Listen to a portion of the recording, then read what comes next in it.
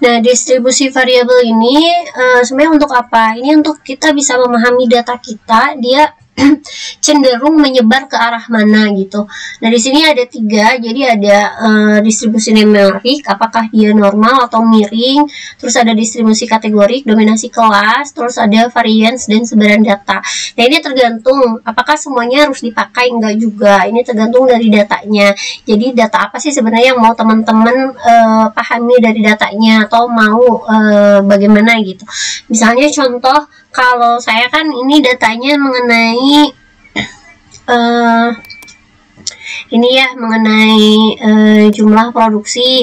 Nah, misalnya mau tahu gitu, lebih cenderung ke arah yang mana sih gitu, lebih cenderung tidak memproduksi atau memproduksi dengan berapa banyak gitu ya. Nah, kalau melihat seperti itu kan ini lebih ke arah distribusi numerik gitu ya. Nah, kalau misalnya teman-teman punyanya mau lebih ke kelas gitu, apakah dia masuk ke dalam kelas mampu atau dia kelas nggak mampu gitu. Nah, ini lebih ke arah banyak yang mana, atau lebih cenderung banyak perempuan atau laki-laki gitu, atau misalnya itu kategori ya, atau misalnya bagi ya, kalau kategori contohnya apakah dia lulus atau enggak, kayak gitulah, intinya dia kategori lah ya. Nah, ini harus disesuaikan dengan data yang teman-teman punya. Nah, teman-teman juga bisa misalnya mau tahu tentang varian sama sebaran datanya. Jadi dia lebih ke arah kemana, yang misalnya antara satu kelompok dengan kelompok yang lainnya itu gapnya seperti apa dan sebagainya gitu. Oke, kita akan coba untuk melihat ini. Kalau tadi kan saya mau lihat ya, jumlah produksinya lebih cenderung ke arah mana gitu ya. Jadi kita gunakan yang distribusi numerik. Kita coba untuk tambahin kode lagi. Kemudian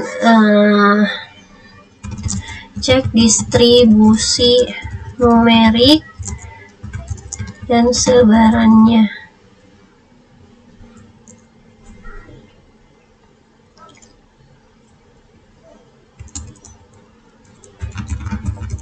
Jumlah produksi.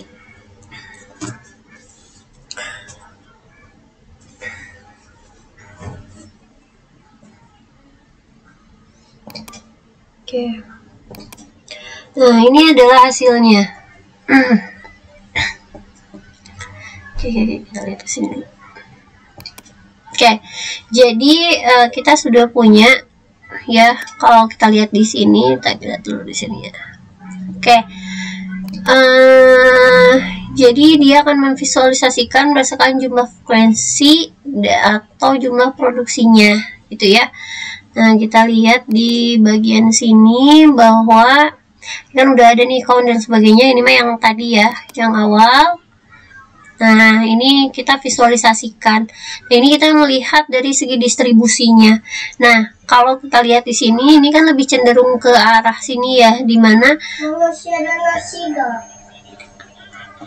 ada. Bentar ya, Mama bentar dulu ya, sayang. Ya, untuk di sini, sorry. Oke, di sini kalau kita lihat itu kan dia dari 0 nih sampai sekian lah. Ini kalau lihat ini kan tidak bisa terlihat juga ya berapanya gitu ya. Nah, cuma kalau kita lihat di sini kan dia dari 0 sampai sekian lah ya. Ini cenderung ke sini ada 202 ya. Kalau sedangkan yang puluhan ribu ini lebih sedikit banget, dan kesininya lebih sedikit gitu ya. Jadi lebih cenderung ke arah sini nih yang data yang kita punya gitu ya. Oke, habis itu nah ini untuk yang box plot jumlah produksinya. Nah, ini juga sama. Ini memang ada jumlah produksinya sama ya. Kalau dilihat ini banyak banget di sini menimpa di titik 0 ke sini, yang artinya banyak sekali yang ada di ekstrim, nilai ekstrimnya tuh menjauh banget ya sampai sini. Nah, ini kan kayak ini cuma 1, di sini ada 2, kemudian dan sebagainya. Ini sebenarnya agak mirip-mirip dengan ini ya, cuma kalau yang di sini kita lebih cenderung melihat lebih ke arah mana sebarannya gitu. Kalau ini kan ngelihat jumlahnya itu sampai gimana gitu ya, meskipun nanti kita bisa lihat juga jumlah sebarannya seperti ini gitu. Nah ini adalah untuk yang bagian box plot untuk jumlah produksinya. Jadi kita udah tahu dari distribusi variabel. Jadi data yang saya punya itu dia lebih cenderung ke arah kiri ya gitu ya, atau dia lebih ke arah nilai 0 dan satuan. Nah, sekarang kita akan lihat adalah hubungan antar variabel. Ini ada korelasi antar fitur. Kita bisa pakai heat map atau relasi target dengan fitur. Ini bisa pakai box plot. Ini tadi sudah ya untuk yang box plot, terus interaksi antar fitur. Ini bisa pakai pair plot atau group by, gitu ya. Nah, contoh di sini saya mau pakai heat map.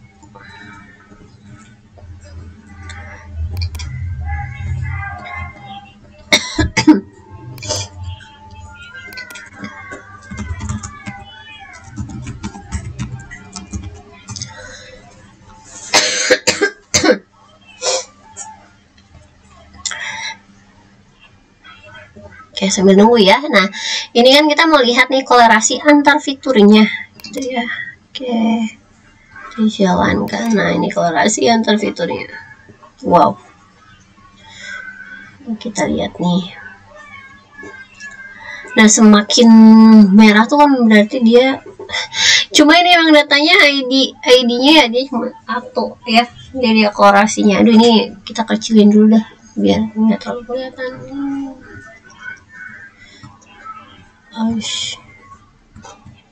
Terlalu kecil.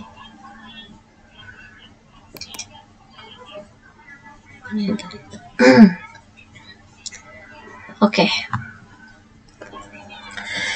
Yang pertama kita lihat dulu, ini kan semakin merah ini berarti semakin tinggi korelasinya ya. Nah, kalau kita lihat sih sebenarnya di sini ya, ini kan ini ke ID dan tadi ini ID sama ID kan jelasnya ini, jadi jangan kita lihatnya cek yang di sini.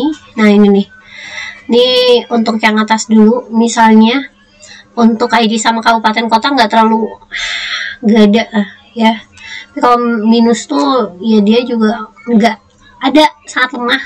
Jadi semakin kecil nilainya berarti sangat lemah ya. Oke, kita lihat di sini adalah tahun. Jadi sama tahun ini korelasinya sangat tinggi. Ini sih sebenarnya kemungkinan ya, bisa jadi kenapa dia bisa tinggi sekali ini karena ID itu kan susunannya tuh kayak 1, 2, 3, 4, 5 gitu kan. Habis itu tahun itu kan kalau datanya dilihat kan ini menyusun ya. Oh, kita lihat nih. ID. Itu nyusun banget datanya tuh kan. Jadi makanya dia kemungkinan besar kenapa nilainya sangat korelasi tuh kayak gini gitu ya. Kalau misalnya ID sama jumlah produksi ini nggak ada hubungannya ya, bisa jadi karena ya tadi ya, karena ini ID tuh kan kayak susunan dari ininya. Nah ini kan kayak karena ada kayak susunannya gitu kan, jadi makanya ini kan nggak ada korelasinya nih. ID-nya mungkin kecil, semakin kecil ini nggak menentukan juga pada jumlah produksi gitu ya. Oke.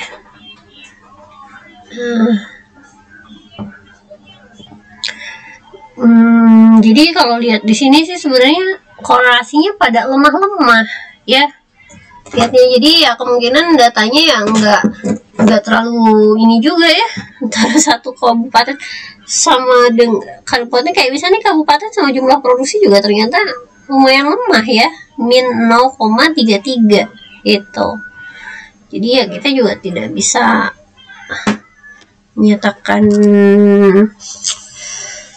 ini juga ya apa namanya, karena mungkin datanya seperti ini gitu ya. Jadi nanti teman-teman bisa cek korelasi antar data yang teman-teman punya aja dari sini gitu ya.